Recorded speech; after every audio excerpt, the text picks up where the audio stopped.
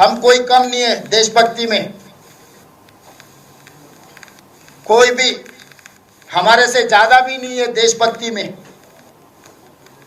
हमारा मदद है, देश को बचाने का हमारी जिम्मेदारी है। आप ऐसा नहीं कर सकते। उत्तर दक्षिण भारत का जो अंतर फैला के, उत्तर दक्षिण भारत के बीच में दीवार खड़ा करा के आपके दल को जिताने के लिए कोशिश मत करो। कांग्रेस पार्टी के लिए, खासकर हमारे लिए, पहला देश, दूसरा जनता, तीसरा दल। मगर मोदी जी का राजनीति में पहला दल, दूसरा खुद का मामला, तीसरा देश। हमारे सोचधारे में अलग अलग है। कभी कभी भारतीय जनता पार्टी के नेता लोग कहते हैं भाई मोदी जी का पहला उनका है, बाद में दल है, उसके बाद देश है। वो उनका इरादा है, मैं कुछ नहीं कह सकता हूं। मगर हमारे लिए तो पहला देश है, दूसरा जनता है, तीसरा दल है। तो देश के लिए, जनता के लिए, महिला आरक्षण के लिए हम लोग मदद देंगे। हमारे तरफ से ब्लैंकेट ऑफर मोदी जी को हम दे रहा है। सोमवार के दिन, कल कह रहे थे अमित शाह जी ने 1 घंटा समय दो पूरा कानून बदल के संसद में रखने के लिए। 1 घंटा नहीं, 36 घंटा है, 40 घंटा है। अभी से अगर आप हिसाब किताब किए तो पूरा तैयार है। तो इसीलिए कानून बदला दो, महिला आरक्षण के लिए जो कार्रवाई शुरू करना कर दो। सोमवार के दिन बिल इंट्रोड्यूस करो, मंगलवार तक पूरा चर्चा कर देंगे, पास कर देंगे। कांग्रेस पार्टी की ओर से हम लोग ये बयान दे रहे हैं कि महिला आरक्षण के लिए हम तैयार है। कोई हमको हम बदनाम करने में कोई कोशिश किए तो कोई मानने वाला नहीं है। हम पलट के जवाब देंगे। जो बिल आप का जिक्र आप कर रहे हैं वो 2023 का नारी शक्ति वंदन अधिनियम बिल होगा या उसको बदल कर उसमें ओबीसी आरक्षण का प्रावधान देकर लाया जाएगा? हमारा मांग है ओबीसी रिजर्वेशन भी उसमें मिलाना है। अगर ओबीसी रिजर्वेशन मिलाने के लिए कुछ समय लगे तो जैसा है वैसा ही 2027 से लागू करने के लिए आप अमेंडमेंट कर दो। आगे जो अमेंड करना है तब भी हमारा मदद रहेंगे। हमारा मांग है रिजर्वेशन, महिला रिजर्वेशन, कोटा में सब कोटा कर दो। और कोटा में सब कोटा करने के लिए कुछ दिक्कत हो रही है, कुछ समय लग रहा है, तो पहला महिला आरक्षण लागू कर दो। आगे कोटा में सब कोटा बनाने के लिए जो कानून बनाने बना दो। सवाल ये है कि जब ये कवायद चल रही थी महिला आरक्षण के मद्देनजर, उसी दौरान आपने दक्षिण भारत के जितने भी मुख्यमंत्री हैं सबको आपने चिट्ठी लिखी और बोला कि आइए एक साथ मिलकर इस लड़ाई को लड़ते हैं। सवाल मेरा ये है कि आपको समस्या डिलिमिटेशन से थी, महिला आरक्षण से नहीं थी।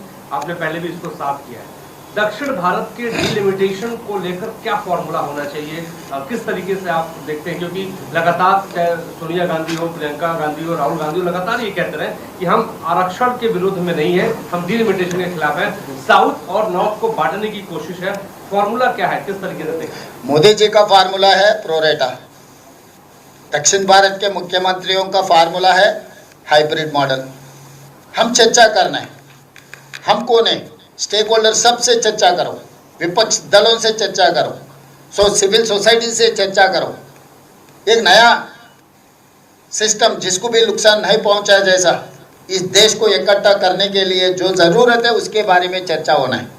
हम अकेले एक तरीका नहीं बोल रहे हैं। हम we have suggested one formula which is accepted by Government of India and other civil societies. Otherwise, we are ready to debate on this subject. पहला विपक्ष दलों को, आपके साथी के दलों को पहले बुलाओ, टर्म्स ऑफ रेफरेंस कैसे रहना उसके बारे में चर्चा करो, सबका सुझाव लो, हर जिले में जाओ, नहीं तो हर पार्लियामेंट में एक पब्लिक हियरिंग बनाओ, उन लोगों का राय ले लो, उसके बाद कुछ कोशिश करो।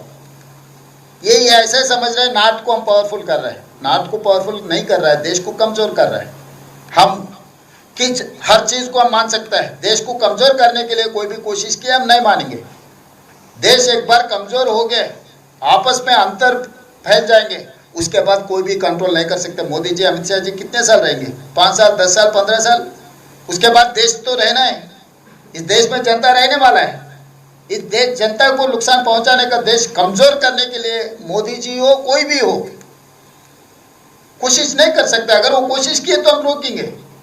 ये लोग ये समझ रहे हैं हम कमजोर है। मैं महाभारत की एक छोटी कहानी सुनाना चाहता हूँ। महाभारत में भीमसेन के बारे में तो आपको पता है कितना ताकत है। ताकत के साथ साथ उनको अहंकार भी आ गए। मैं किसी को हरा सकता हूँ, मेरा ताकत के सामने कोई भी मुकाबला भी नहीं कर सकता है। जब हनुमान जी ने ये सोचा कि भाई इसको कुछ सबक सिखाना है, हनुमान जी आगे सड़क पे ऐसे हो गया, उनका पूंछ ऐसा डाल के वो सो गए बूढ़े बंदर जैसा। आगे भीमसेन ने सब बंदर को बोलिए कि भाई ये पूंछ हटा दो। भाई मैं बूढ़ा हो गया, मैं नहीं हटा सकता हूँ, आप ही हटाओ। पैर से कोशिश किया, एक पैर से नहीं हुआ, दूसरे पैर से कोशिश किया, नहीं हुआ। फिर हाथों से भी उठाने के लिए कोशिश किया, नहीं हुआ। तब भीमसेन को यह पता लग गया उनका अहंकार क्या है। ये बूढ़ा बंदर वहां पर है तो पूंछ भी नहीं हटा सका। तब हनुमान जी ने पलट के बोले आपके अहंकार कोई काम का नहीं है भीमसेन जी, आप ताकत वाला है मगर अहंकार से कोई फायदा नहीं है। मोदी जी को भी 12 साल से बार बार कानून बिना चर्चा पास करवाते गए। किसी को केस से धमकाओ, किसी को इसमें ले लो, किसी को डराओ धमकाओ, किसी को एब्सेंट कराओ, सब सारे कोशिश किए। कल उनके अहंकार की आ रहे पूरा देश के जनता हनुमान बनकर पूंछ डाला है मोदी के सामने, वो पूंछ नहीं हटा सका। मोदी जी का अहंकार हार गए कल। तो इसीलिए इतिहास से कुछ सीखना है, इतिहास को पढ़ना है। मोदी जी रामायण महाभारत हमेशा पढ़ते रहता है, उसमें से हनुमान जी का भीमसेन का ताकतवर भीमसेन का अहंकार कैसे उतार दिए हनुमान ने, ये पढ़ लिए तो उनको कल का हार जीत, कल कानून क्या हुआ वो पता लग जाएंगे।